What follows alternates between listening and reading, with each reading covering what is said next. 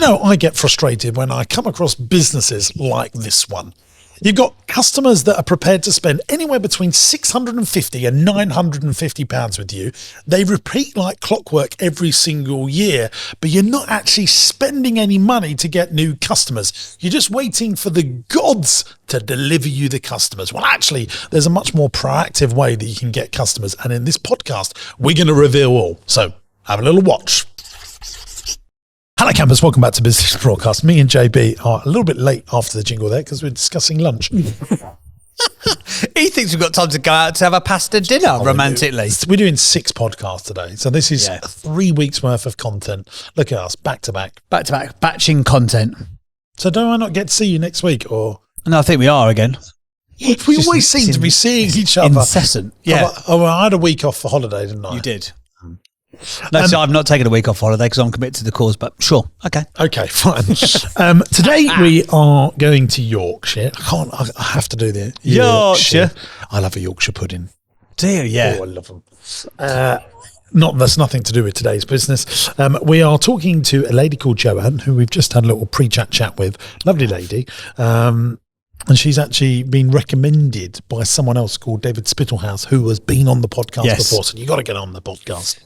I love this word of mouth spread of the podcast. I love it. It's proper business owners who are like telling other business owner pals. That's how I like to grow it. You could do it with Facebook ads. You could do it with like other clever stuff. But you know what? Proper people just recommending one friend at a time. In fact, if you like entrepreneurship and if you like this conversation today, just send it to one mate. Don't send it to loads of people. When I used to do this on my own, I used to say that on every episode. You told me to say that, and I did start saying it. And I think it did help. And since you turned along, it's all been fun and games. And we don't do any ads anymore. We don't do any sponsorships. We make more than ever. We now do this beautiful stuff on YouTube as well as on audio. Thousands of quid worth of cameras. We're not promoting your stuff that you can sell. Do you know, me and Chuds have worked out 100,000 people a month are watching or listening to the podcast. That's good, isn't it? That's good numbers. 100,000. And I think they're all very good entrepreneurial people. In an annual basis, there's 1 million people that are being supported by this podcast. Well, no, it's 1.2 million. Okay, yeah, but I was just for effect. 200,000. Yeah, sorry. That's the population of a big town in this country. 1.2 million people. That's a lot of people, isn't it? Growing each month as well. Yeah, it's good. I mean, this time next year, I reckon we'll be enjoying 4 million. After a year, I'm sure 4 million, because the main channel gets around 300,000 views a month. Does it really? Yeah. That's good numbers, isn't it? So I can see, in many ways, I think this will really take on the main channel. But that is presupposing that there is competition. It will I don't think it would take it on. I think it will elevate it. Yeah, maybe they'll both grow, but maybe. Yeah. But I think it will at least be neck on neck with the main channel. This will get 400,000 views a month. As it establishes, plus it's got and what has amazed me still, and anyone that's thinking about podcasting, leaving YouTube out of the game is a big error, because the YouTube channel for the podcast, we're probably 10 weeks in, aren't we? Something of that magnitude. Yeah, the time of recording, we would have done, just got over 2 months, haven't we? Yeah. The YouTube channel is surpassing the audio that's now 4 years old, which has also increased in audience size. So YouTube has really, people are doing their podcasting more on YouTube than they are on Spotify and Apple Podcasts. So you've got to do both. Are you seeing that? I had somebody phone me the other day and they said, we've got quite a good YouTube following. We're just worried we're going to get rid of the audience if we put it on audio. I was like, you're just not. It's just two separate audiences. Some people listen, some people watch. You're not going to. It's very weird when you, in sort of like a media term where you can you can repurpose exactly the same content onto 2 different platforms and not dilute the audience, but it just seems that you can with podcasts. It's very strange. And also, I'm a big fan of the Acquired podcast, and I discovered that, I think, through your friend Paul told me about it. Yeah. So I was listening to that, but then they talk about so much stuff that needs the visual cue, because it's quite complicated. You will go and watch it. So now the audio has got me onto the video for them. Yeah. So you just got to do more, haven't you? Yeah. Well, thank you. If you're one of those new watchers, if you're new here, welcome along. If you are new, but yes, that's the other thing we're finding now. There's people who have just discovered the podcast channel who haven't actually come via the main YouTube channel, because obviously the main YouTube channel fed this channel to start with. Haven't come from the original podcast. Yeah. That was on audio. Yeah. Thank you, YouTube algorithm. Good old YouTube, good old Sergey and Lurgy. Strike again, didn't they? Right, should we talk about Joanne's business, shall we, before we start waffling on too much? So the business is called Act Fast First Aid. They've been going 6+ years. We still need to change that on your website. Yeah. We need a specific number. Write that down. Key performance indicator. How many years? There you go. He's underlined it, he turned it to a box, everybody. He's going to get it done now. She's been going 6+ years. Estimated monthly revenue of between £10,000 and £15,000. Team members, yes, she does. She has 2 to 3 on PAYE. Is it 2 or is it 3? 2 to 3. Is she always just sacking someone and recruiting all at the same time? We'll find out. I doubt it. She seems a lovely lady. 2 to 3 on PAYE and 20 freelancers who I imagine are going and delivering the training, which is part of the business. Challenge number 1, getting new customers, particularly engaging with schools. Challenge number 2, recruiting new instructors and new staff. Challenge number 3, balancing the management of providing services and supplies. If there has been a slight dilution in the quality of the audio all of a sudden. Sorry, a Triumph Stag or a Spitfire just flew over the top of this roof, I think. We always ask people where they want to be in 1 year, and Joanne said to us, in 1 year, we want to be delivering open first aid courses at over 50 schools across the UK, as well as grow the first aid supplies side of the business too. We also aim to train another 20 key staff in schools and businesses to work with us as Act Fast First instructors. That is a mouthful to say, isn't it? Act Fast First instructors, and deliver their own in-house training underneath our brand and accreditation. She's just for my confusion here, do you think she's teaching pupils or teachers in schools? I think it's teaching teachers. So I think they teach trainers in schools to be first aid qualified. And then I think there's a range of products and services that you can also buy, which is through their accreditation. We'll find out in a minute. They also want to have completed 2 more books and further developed our range of casualty cards and unique products and resources for schools. What does the business look like when it's finished? A national trusted brand known for delivering excellent first aid training in schools and businesses across the UK. It'll be turning over £5 million and making a profit of 1 million plus. Do you make the profit you want to right now? If so, what is it? No. Nowhere near it yet. She hasn't told us specifics, just nowhere near it yet.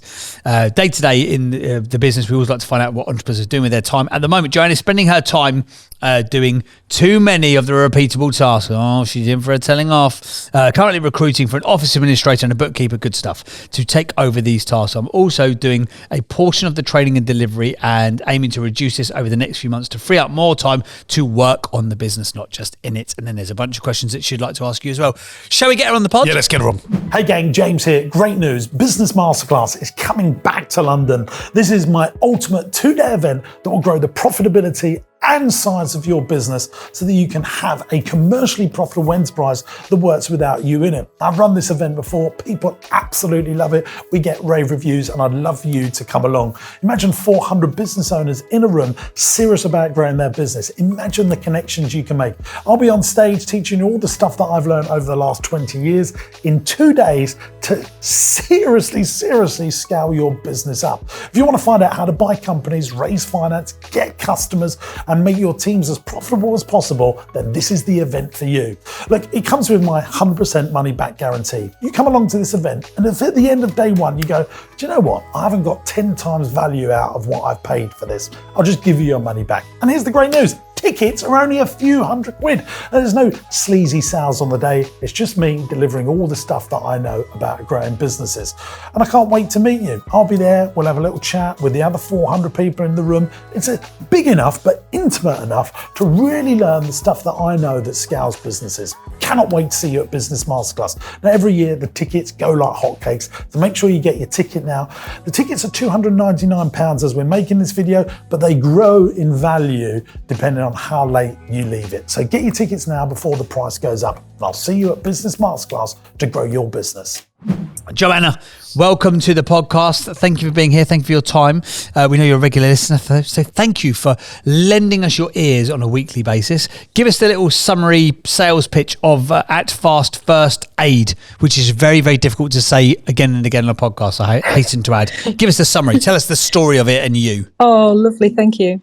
Okay. Oh, great. Hi, James, and hi, JB. It's great to be here, and thank you for having me. So, as you said, my company is Act Fast First Aid, and we help schools across the UK as well as internationally to with their first aid requirements. We do this by providing regulated first aid training and first aid supplies, as well as growing our own kind of range of unique first aid products for schools as well. So people can buy the plasters and the bandages off you as well?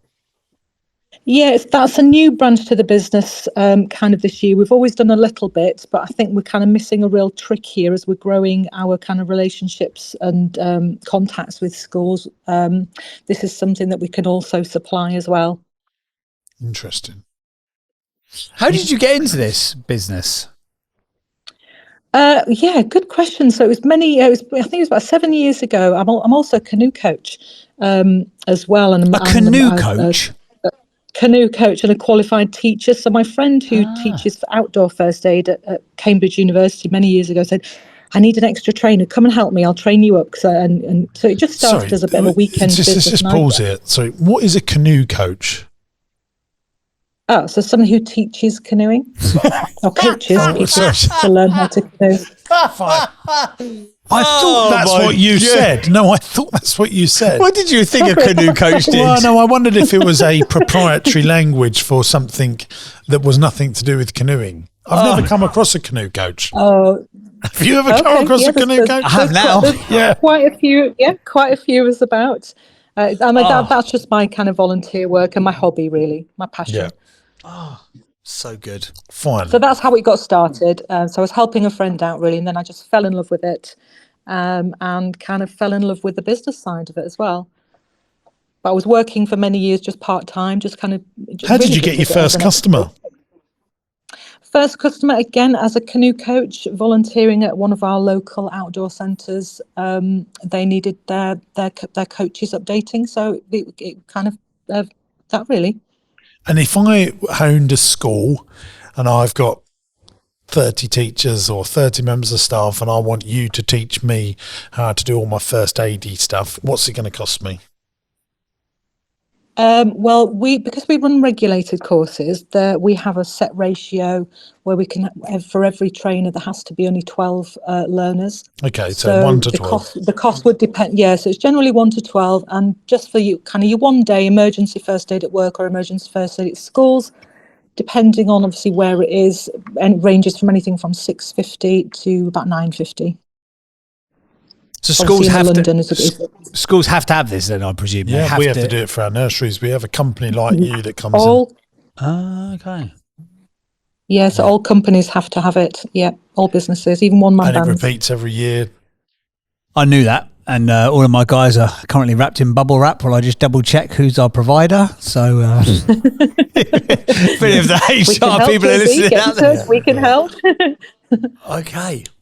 Just shot myself in the foot there. Well, no, I mean, it would be advisable for a business like yours to do it, but if you're a school and looking after children, or you have to day nursery looking after children, or you're responsible for the care of those people, then it's absolutely. So what's good about it? I suppose you get a school and then you refresh them each year, do you?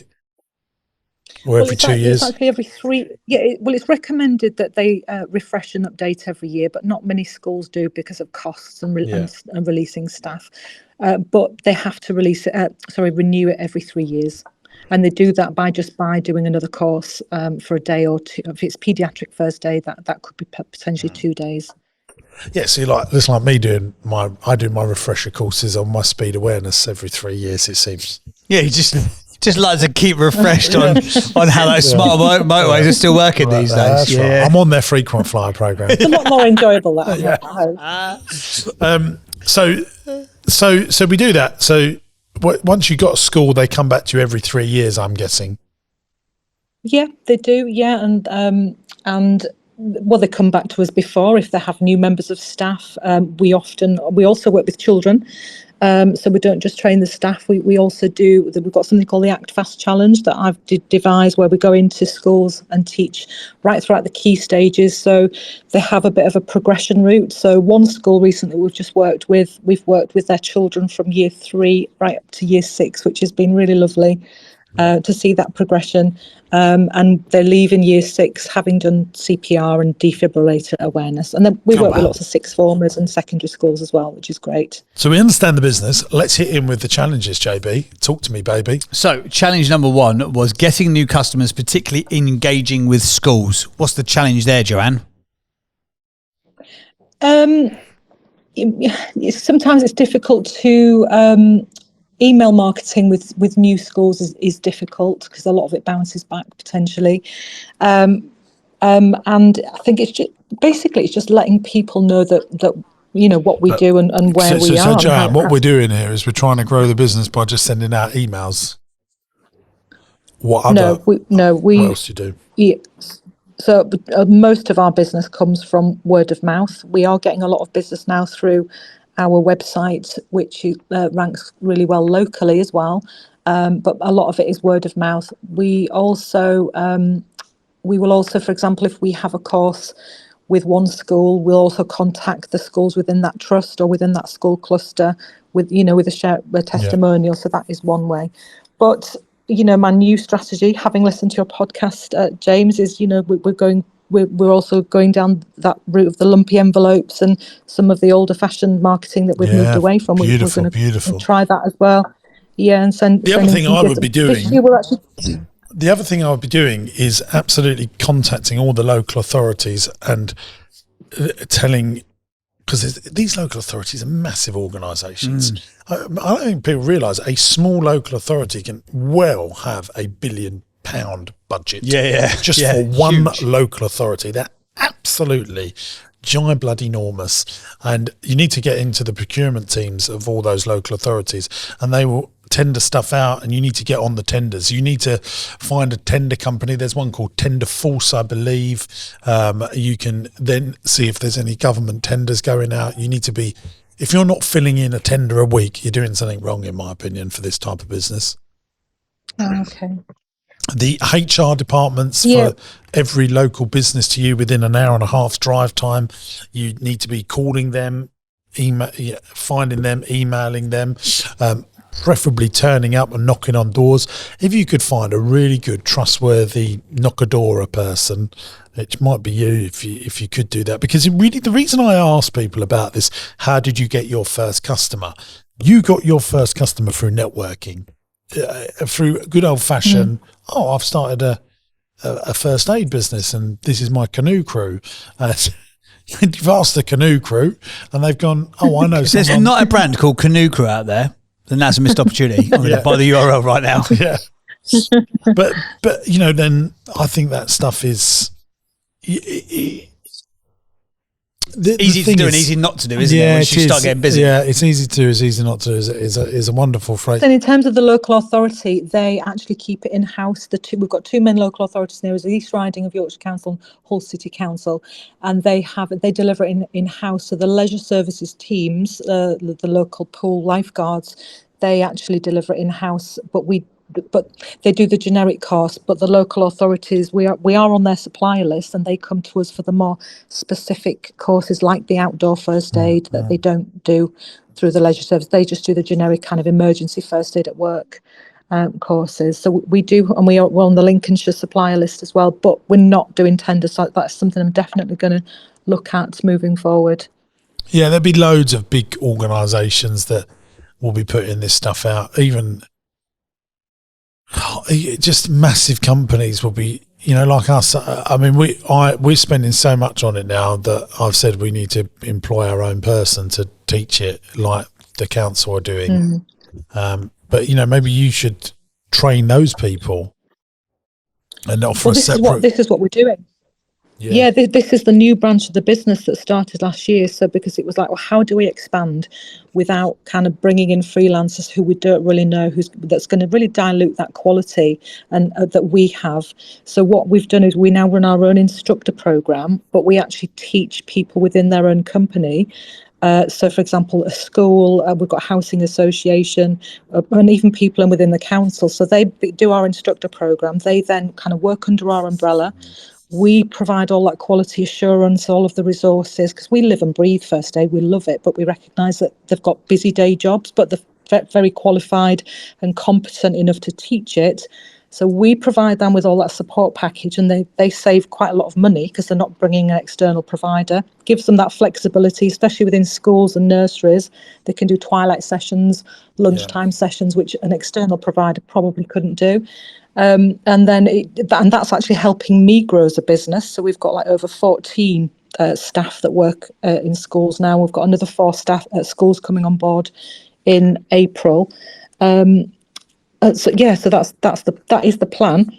Good stuff. I mean, what look, if you really are struggling to get more customers, anyone that's listening to the pod, my strong advice to any, if you meet the best entrepreneurs, the best business owners, they're just spending more time on marketing, getting customers than anything else. And all I would say to people is, if you could just spend 2 hours a day purely on building leads, building database, making calls, your business will explode. And most people are not doing that. And what they do is, I need to get a marketing agency involved. I need to outsource it and get, they will not get the results that a business owner will get. Like, marketing agencies become brilliant once you are doing your own marketing very well in-house, because the best business owners are marketeers of their business rather than doers of their business. And you just got to spend more time on generating cash flow for the business. And that's what I believe, and you probably should be doing a bit. If you're getting £950, £650 a customer, you should be doing Google ads as well, because that's good. Okay. If you can spend £100 to get a customer, and you just put your prices up 50 quid. And what's the great thing is the lifetime value. As long as you don't muck it up, they keep coming back to you every 3 years. And it's probably, if you're only doing 12 people and a school's got 30 people, you're probably doing an annual first aid course for 12 people at a time. So you're probably getting £1,000 a year per customer. And if you spend £100 on Google ads to get the lead, it's cheap, isn't it? Yeah, I think that's something we do need to look at. And I mean, Facebook ads is the next one on our list that we're going to really focus on. I don't think you should be worrying about Facebook ads. Just do Google ads, because it's an intent look, just isn't Google. it? I mean, no one's gone on. Okay. Do you know why people don't do Google first and foremost anymore? Because it's more complicated. Meta and Facebook have made it so easy to go on there, even for like entrepreneurs who have got like a like page. They go, here's the boost button. Yeah. Oh, I could do it. I could spend 20 quid on a boost post. Oh, that's good, isn't it? See what happens. And that's kind of the mentality. They've made it so simple to do. But actually, as Jim was saying there, the great thing about Google is it's intent-based marketing. With Facebook and Meta and any of those platforms, really, you're interrupting the scroll. So someone's on there looking at their cat videos or their friends' holiday pictures or whatever it may be, and look, a video pops up, but you've got to be, they've got to be in the market for. Follow them round and retarget them on social media. Definitely. If they've gone on your Google and they haven't bought, but then you follow them round on the social platforms. Yeah, absolutely. But if this was my business, I would absolutely be putting my precious pounds Google ads into Google ads. And it would be simple stuff of first aid training for my school, my business, all that stuff. And what would you be lumpy mail wise, Jim? What would you be doing lumpy mail wise? Because I know that you've gone. Because you've gone. Stick a finger in the post and go, have you had a finger cut off in the. Oh, that's good. That is good. There's some fake blood coming out of it. I don't know. Oh, that would be brilliant. What a way to one of those joke nails like through a finger. Yeah, don't have the finger of blame pointing at you. Oh, beautiful. Look at us. Don't have the finger of blame. We do copywriting advice on this podcast as well. Oh, brilliant. I love it. That's good. Fake finger. Yeah, but if you send, 500 of them out a month, that cost you 500 quid with the postage and the fake finger. You would definitely get leads from that. We do. We've got some little branded key rings that are going out. No one cares about a bloody key ring, though. They want a fake finger, Joanne. Everyone wants a fake finger. I've got a bloody key ring in the finger. I'm going to go and tell everyone. No, I've got a finger with a nail going through it. Well, look at this. I got it in the post. Telling everyone in the office. No one's going to say about my first aid bloody key ring. It's a resuscitation shield. No, it's a resuscitation shield. So it's a valuable key ring. Yeah, but I don't know what that is. I don't even know what that is. What is a resuscitation shield? So if a resuscitation shield is a piece of plastic with a filter on. So if somebody collapses in cardiac arrest and you don't want to do rescue breaths because you don't know them, it's like a barrier of protection. So you're more likely to do rescue breaths if you've got this. Yeah, but the problem is you have to know what you're doing to know what that is, don't you? That's a good thing to give them on the day. Yeah, true. But, if you want to get someone's attention, you've got to spark emotions. Make them angry, make them sad, make them happy. One of those three things is how you get remembered. That's a clip there. That's a short form clip for virality all day long. Yeah. He live edits for Stevie now. Yeah, there you go, Stevie. Yeah, edit there. But that's such a good lesson for people though, because exactly as Joanne has just said there. Oh yeah, but we send this thing because this thing's important because it's a shield. Blah blah blah. Both me and you had no idea what that was, so it only represents value in the mind of you, Joanne. It doesn't represent any value to me at that point. It's a key ring. It could be doing. Yeah, the best lumpy mouth thing that like I think I said on the last pod. The best thing to do is staple a tea bag and say, look, I think me and you should have a cuppa. Yeah, that'll work for that market as well. It's a great Tommy Cooper joke. I'll tell you this as well. What Tommy Cooper used to do, like he'd go in a taxi, and this is true. I've had it verified at Magic Circle. Oh, is this the tip thing? Yeah, and he'd at the end he'd pay for the taxi and give him a tea bag and say, "Have a drink on me." Love it, brilliant. Just love it. You can't. Like I've told that story, and when we told about the hot cookies, at Doubletree by Hilton, that everyone arrives and they get a hot cookie. It's sparked an emotion. It's made people feel warm inside, and that's why so many people talk about Hilton by Doubletree or Doubletree by Hilton giving away those cookies. It sparks a story. And that's what you need to do in marketing, be unusual in a very usual world. Yeah. I guess schools may know what they are because they will have done the first aid courses, but it's a good point. Pump. No pun intended. Anything that sparks emotion, like that's off the cuff, and you can probably think of something much better by that, than what we've just said. Yeah, of course. If you make them angry, sad, or happy, or laugh, they're the things that's what makes a film, isn't it? You watch a great film if it's made you angry, made you hate the character, made you fall in love with a character, made you relate to a character, make you love a character, feel sorry for a character, makes you laugh. That's what brings you into a great film. Yeah, no, it's a good point. I'll definitely take that on board. Thank you. So that was challenge 1, which we sort of touched on a little bit. So challenge 2, you said recruiting new instructors and new staff. What's the challenge there, Joanne? So the challenge is, I think we're overcoming this by training our own instructors. And the challenge is having that kind of standardised approach. We've got really high standards for our courses, and we've got some pretty unique activities and games that we play, and we want that kind of consistency across our courses. If we're buying in freelancers, they'll have their own way of delivering, and the first aid industry doesn't have a great reputation. We've all been on a really boring first aid course where it's been can I just say though, I just want to dive in it. If you're making £650 to £950 a day, you can pay people quite good. I would look at supply teachers. There's massive amounts of supply teachers, really good talented people that just don't want to work full time in the industry, and you retrain those people up to do first aid. They're used to standing in front of 20, 30 kids or adults and delivering stuff, and they've got the skill set to be able to do that, or recruit them full time. There's so many people that want to get out of the teaching industry that love teaching, that love enabling people, but don't want the politics that goes around being in a school. Yeah, that's a good point. Our instructors who we've trained already in schools, some of which are school nurses, teachers, Duke of Edinburgh leaders, they also freelance for us as well. So some of the independent schools particularly get longer holidays. So the instructors in schools that work under us also freelance for us, and that's brilliant, really. So we're trying to expand that, really.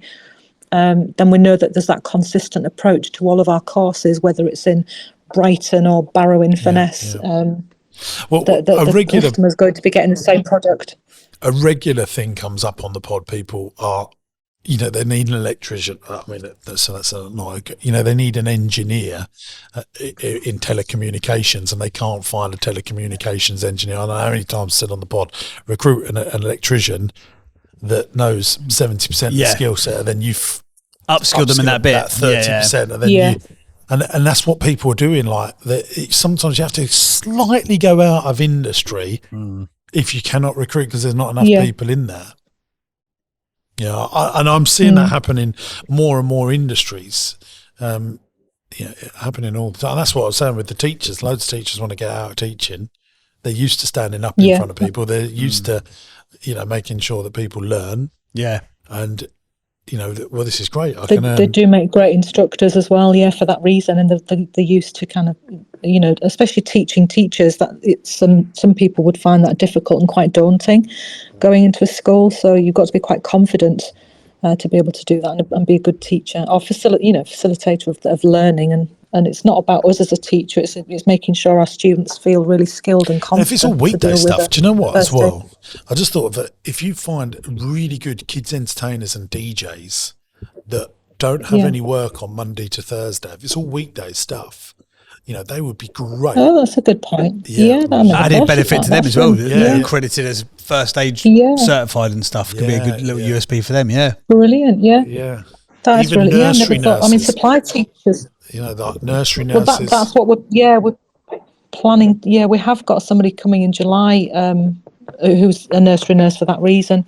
Then they can hopefully run their own courses, and then it's extra income for their business as well, that they can run locally. The other thing for the consistency part here, Joan, I would say, and it tends to be sort of a lot of media agencies and stuff will do this, but they will have like a brand Bible. Yeah. So there needs to be almost like a repository of this is how we do it. This is how, if you've ever seen like a brand guidelines or a brand, you've got a lovely looking website. So I imagine someone's done a really good job of your branding. So there's probably somewhere here's the colours, here's the font, here's how you use the logo, here's how you don't use the logo. There'll be that for sort of like a branding purpose, but I think you could have that as almost like a playbook.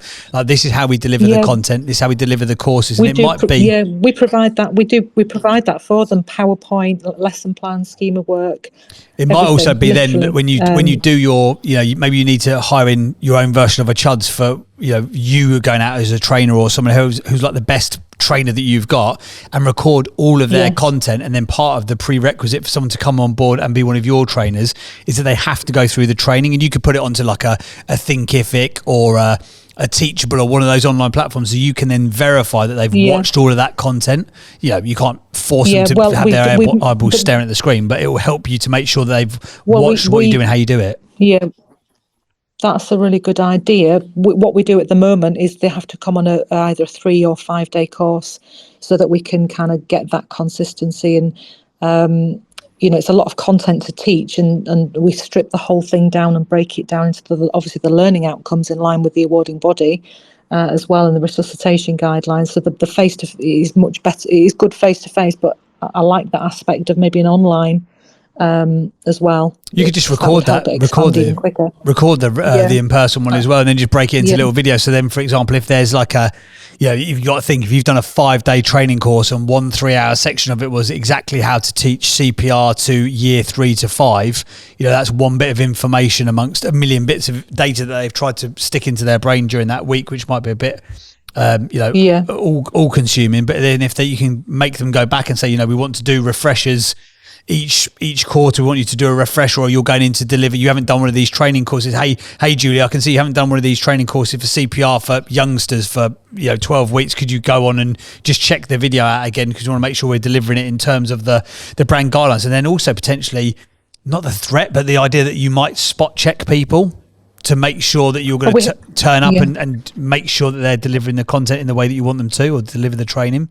Yeah, no, I really like that, JB. That's a great idea. I'm gonna go with that. We have to observe tutors anyway, and we have a program of shadowing when people first start out, and that depends. That's up to them how long they do that for their own confidence. We do some team teaching and support, just so that they're happy, we're happy, for them to then go off and deliver that in house themselves confidently.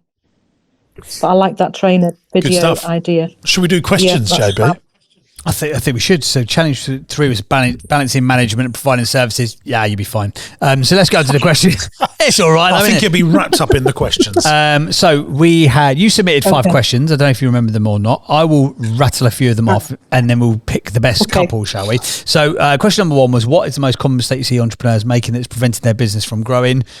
Well, I think we answered that earlier. You need to be a marketeer, a cash flow generator, rather than an operator. What do you call it? What do you say you should be to start with? A cash flow executive officer. Yeah, that's the new CEO thing. You should be generating more time growing your business than operating your business.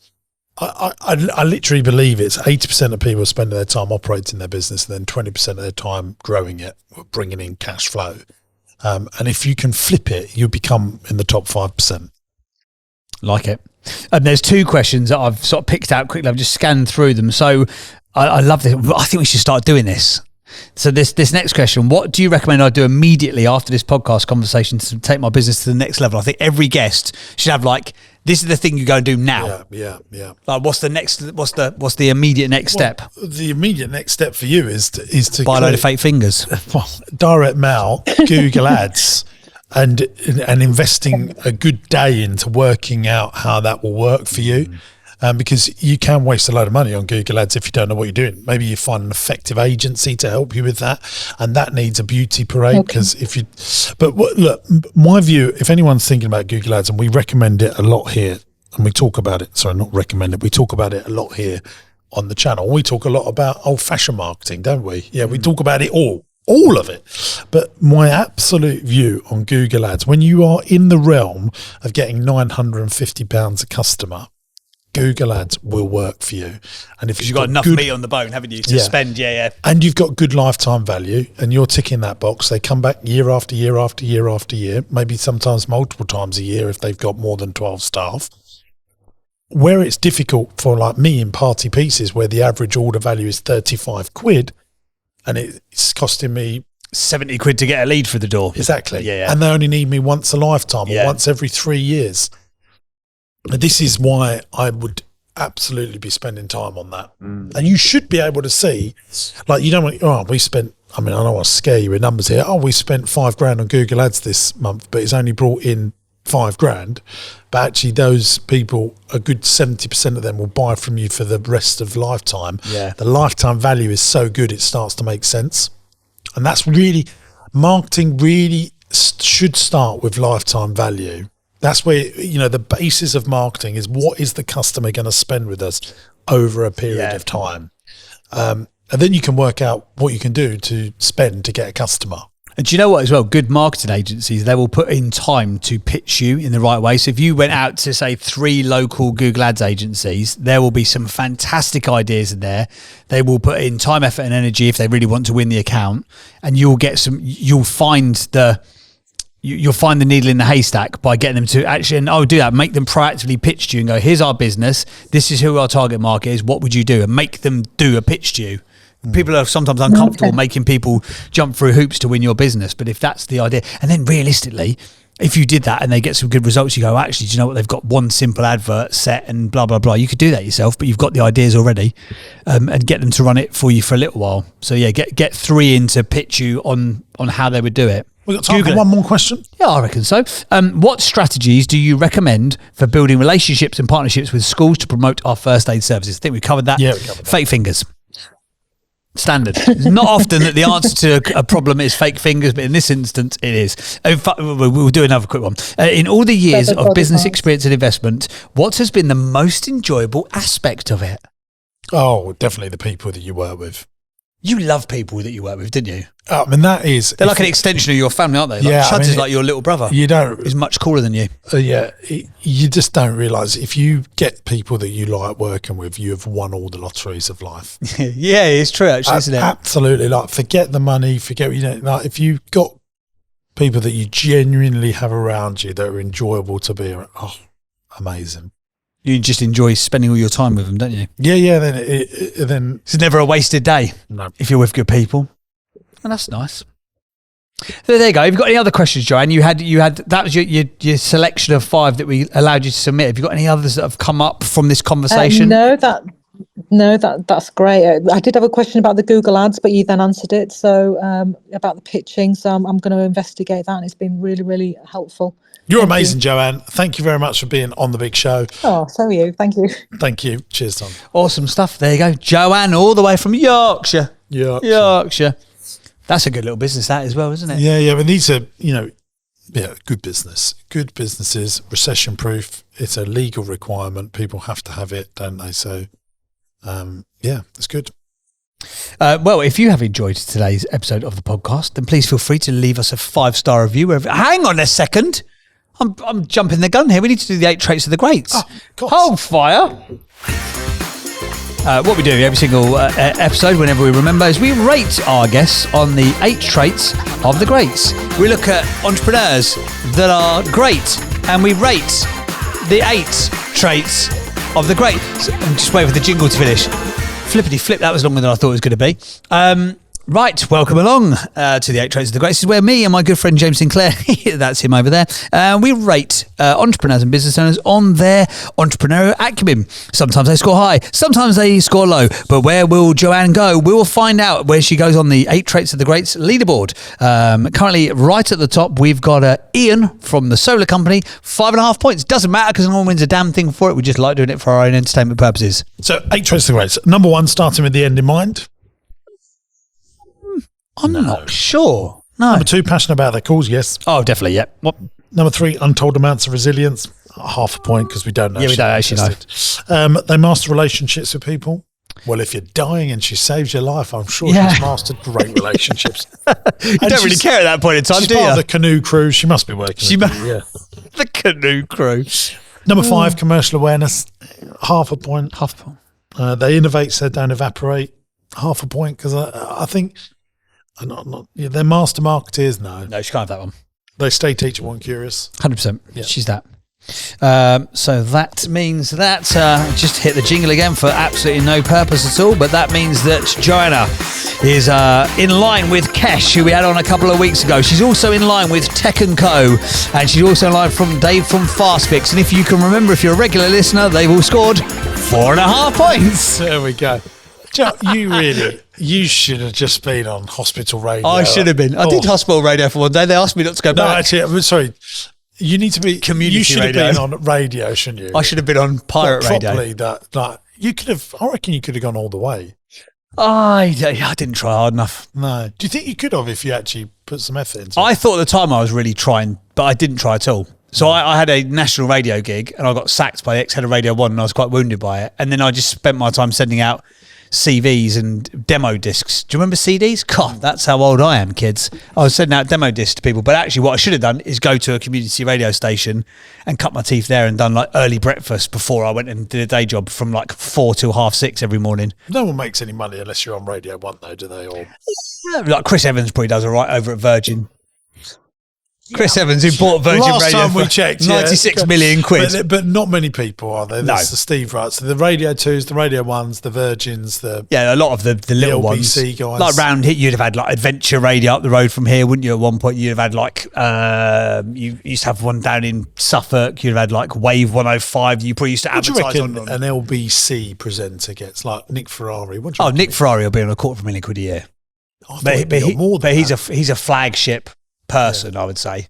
Is it only? I thought he'd be on a lot more than that. I reckon he'll be on £250,000 quid. But then he's going to get after dinner speaking, advertising. He'll probably turn £500,000 quid a year. Yeah, exactly. Yeah. But I reckon he's probably doing £250,000 quid a year as a salary. What about James O'Brien? probably the same sort of amount. There'll be like a hierarchy. Those like of Nick you Ferrari will have to be getting the most because he's Nick we're Ferrari. talking about LBC, which is leading Britain's conversation, which used is to be a London's talk radio used to be station. London's big conversation, isn't it?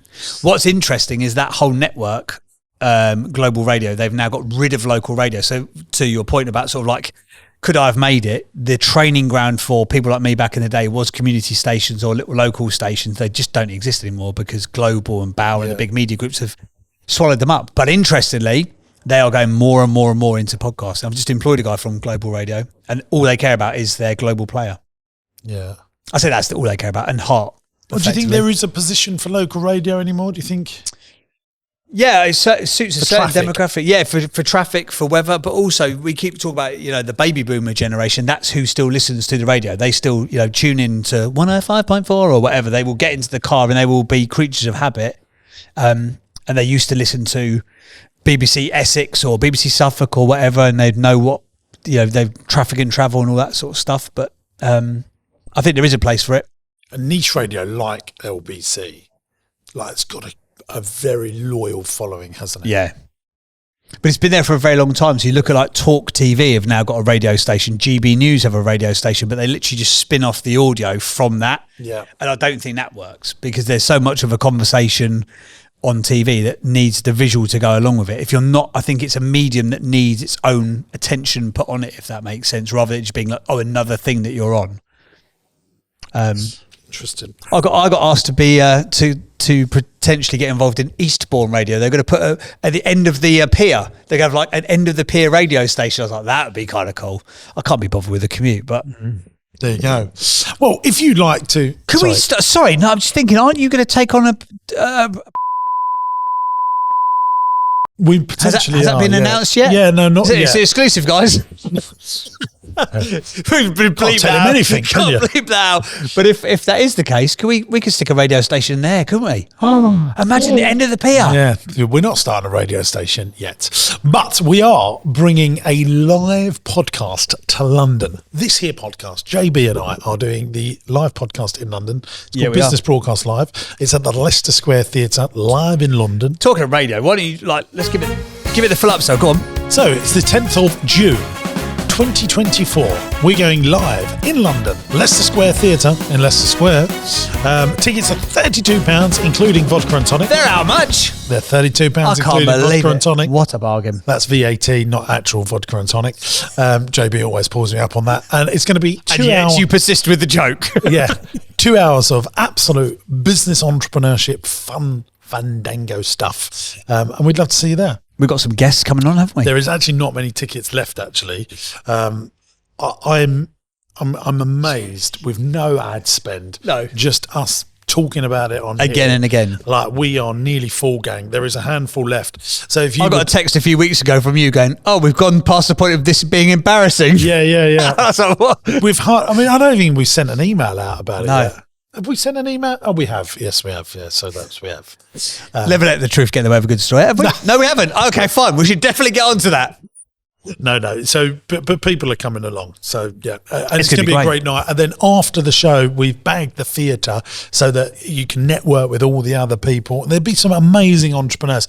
We've got some amazing banks coming along as well. I've invited nearly all my bank managers. Are they all coming? Yeah, they're all coming. Oh, they good can't on wait. Even my retired bank manager from back in there, from Barclays Corporate, Dave Oram, he's coming along as well. No, I've heard all about him. Yeah, he's coming along. I've got someone from Handelsbank and someone from Coots are coming along. It's going to be amazing. Fantastic. Well, if you would like to be in a room of entrepreneurs, some people from Amex are coming as well. Are they? Yeah. So we've got to perform on the day then. We've got to be on. We've got to get our stuff together then, my mate. We have, yeah.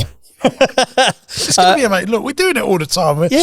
We're rehearsing every week. I don't think the guy, when we did the tech check, I don't think the guy really understood it because he's obviously used to being quite technical. He's like, can we get 2 XLR leads into a DI box? Because we're going to, he's like, yeah, but what about the music? We're like, oh no, we'll just play the jingles on our own mixing desk. Yeah. We just need 2 chairs, a desk and 2 cables. Can we get that? He didn't really get it, did he? We're there. It's going to be great. So if you haven't got your tickets, you can find all the details. Go to my website, jamessinclair.net, and then there's a link that takes you over to the theatre site. Yes. But jamessinclair.net, click on the events or whatever it is on there, and then it will take you to where you need to book them. We look forward to seeing you live in London if you can make it down there for more good stuff. Thanks, gang. Take care. Ta-da. Bye-bye. Thanks for watching today, gang. I hope you enjoyed the show. Now, look, we're looking for some great businesses to come on the podcast. If you've got challenges, but you're desperate to grow your business and you can't necessarily work out how to do it on your own, you'll be a perfect candidate to come here on the podcast.